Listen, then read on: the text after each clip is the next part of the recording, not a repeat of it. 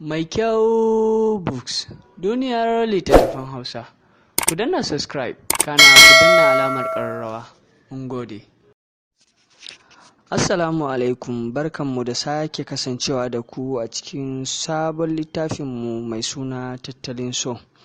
Kashi na 1 na marubuciya Hadiza Salihu Sharif, wanda yake zuwa muku daga YouTube channel namu na mai suna Mai Kyau Books. A sha sauraro lafiya. Kanal Aliyu, gwarzon jarumin soja kenan. Alhaji Yahuza shine mahaifinsa, matansa 2 da 'ya'ya 5. To, labarin namu yau akan soja zai tafi kenan. To bari mu yi hankali, saboda soja kam Allah ya kyauta. Hajiya Habiba ita ce uwar gida da 'ya'yanta 3. Aliyu shine babba, sai Sani da Sadiya, sai kuma Hajiya Talatu mai 'ya'ya 2, Ni'ima da Hamza. Dukkaninsu waɗannan mata kansu a haɗe yake da 'ya'yan nan nasu, sun samu tarbiyya, babu irin bambanci ko kuma 'yan ubancin nan tsakaninsu. Alhaji Safiyanu kuma ƙanin Alhaji Yahuza ne, uwarsu ɗaya ubansu ɗaya. Matarsa ɗaya ne ita, shi kuma 'ya'yansa 3, maza 2 mace 1. Yana da Faruk da Sadiq, sai kuma ƙaramarsu mai suna Zainab. Babban gida ne gidansu, kowanne da ɓangarensa. Gaba ɗayansu akwai kyakkyawan dangantaka da son juna tsakaninsu. Mahaifiyarsu Hajiya babba ita ce mahaifiyarsu, ita ma a gidan take, ɓangarenta daban. Dattijuwar arziki ce, mai addini da ibada, ga ta da riƙon zumunci. Duk inda ta ji ɗan uwanta, wadda koyaya idan dai dangantaka ta haɗa su, to sai ta jawo shi jikinta, ya ci arzikinta da na 'ya'yanta. Hajiya Kyaftin kenan, dattijuwar arziki, koyaushe jikokinta suna tare da ita.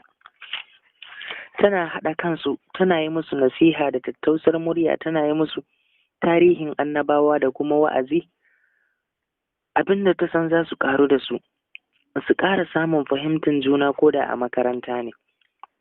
Idan lokacin sallah ya kuma, takan haɗa kan samarin gidan su tafi masallacin gidan su yi sallah da kansu. 'Yan matan kuma za ta haɗa su bi masallacin a gida. Zainab ita ce karama a gidan gaba ɗaya, lokacin tana 'yar shekara 6. Zainab yarinya ce mai shegen wayo da basira ga dabara. Yarinya ce mai shiga ran duk wanda ya zauna da ita zai ji ta shiga ransa a lokaci ɗaya, ta burge shi. Gaba ɗaya 'ya'yan gidan su 8 ne sun haɗu, banda ya Aliyu, wadda yake shi yana Kaduna a gidan shi, domin ya gama karatun shi tuntuni, ya zama gwarzon soja, yana zaune a gidan shi na Kaduna.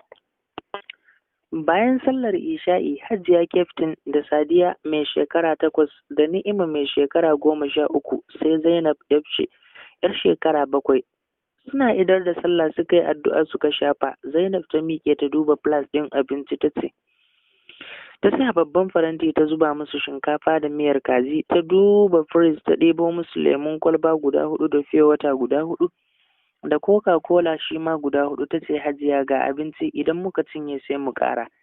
Ni'ima ta ce, da Allah ki mana shiru, ki dai kyale mu masu cin abinci, in mun cinye sai mu ƙara, banda ke mai cakula ki ɗauki hannu. Da kayan zaƙi ne kanto na san kin fi ƙwari ta nan. Zainab ta taɓa baki ta ce, kin ganta ko anti Sadiya? Sadiya ta ce, kai Ni'ima, wai me yasa kike son tsokanar Zainab ne? Kin san fa ita kaɗan take jira sai ta ki cin abincin ma gaba ɗaya. Sai anan ne Hajiya ta yi musu magana, ta ce, haba, ai ita ta fara, ai da na danne ta na mata ɗora. Ku zo dai mu ci abincin kawai, kada ya huce. Gaba ɗaya suka yi bismillah suka fara cin abinci. Ya Aliyu ne ya taho cikin takun isa da kasaita, ya yi sallama ya shigo ɗakin. Gaba ɗaya suka miƙe da murnan cewa ga yaya. Hajiya ta rinka tafa hannu cikin murna tana dariya, ta ce, babban mai gida, yau kuma saukan dare aka yi mana? Ya ce, wallahi Hajiya, motar ce ta bani matsala a hanya, ikon Allah. To Allah ya kiyaye gaba. Ɗaya bayan ɗaya ƙannensa suka zo suka gaishe shi. Tuntuni Zainab ta haɗa mishi kayan abinci da su lemu da ruwa, ce, sannu autar mu Zainab. Ta koma ta zauna gefe ɗaya. Hajiya ta ce, ha, taho mu ci abinci mana. Zainab ta shafa cikinta ta ce na ƙoshi Hajiya. Ni'ima ta ce bakin gani ba Hajiya.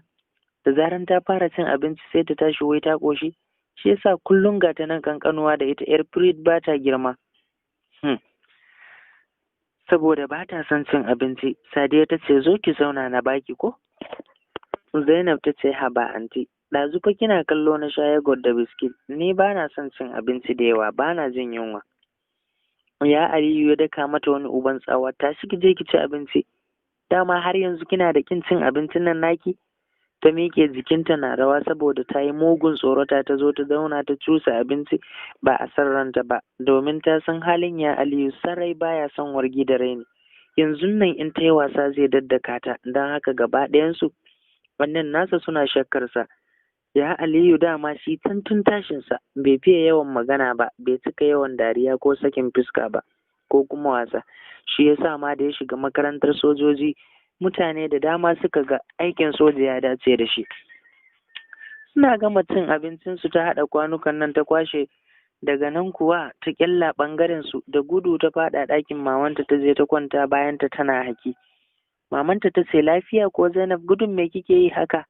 Ta ce mama yau na kusan sha duka akan cin abinci. Mamanta ta ce ka Allah ya kyauta, wallahi Allah ya sa da ya dake ki ma sai na fi jin daɗi. Ta ce mama yanzu so kike da kin da wannan tafkan hannayen nasa? Ta ce kwarai kuwa, ba dole na so ya dake ki ba tunda ba kya son cin abinci. Kin fi so kullum ki ta zama a haka ana tsokanar ki da cewa yar ta sanar mama? Haka kike so? Zainab ta zumburo baki ta juya mata baya ta ce shikenan mama, ni na yi fushi. Maman ta ce oho, to ni ma na yi fushi, ba ruwana da ke daga yau. Zainab ta yi saurin juyowa tana dariya ta ce na daina fushi da ke mama na, ki haƙuri ki daina fushi da ni kin ji? Maman ta ce to ni ma na daina fushi da ke, amma in za ki rinka cin abinci kin ji? Ta ce to na ji mama, zan rinka ci. Wannan kenan. Sadiya da Ni'ima su ma dukansu suka miƙe bayan gama cin abinci suka wuce ɓangaren su. Hajiya ta dubi Aliyu da kyau ta ce yanzu anya Aliyu wai haka za ka yi ta zama, ba za ka yi aure ba kenan kai kam?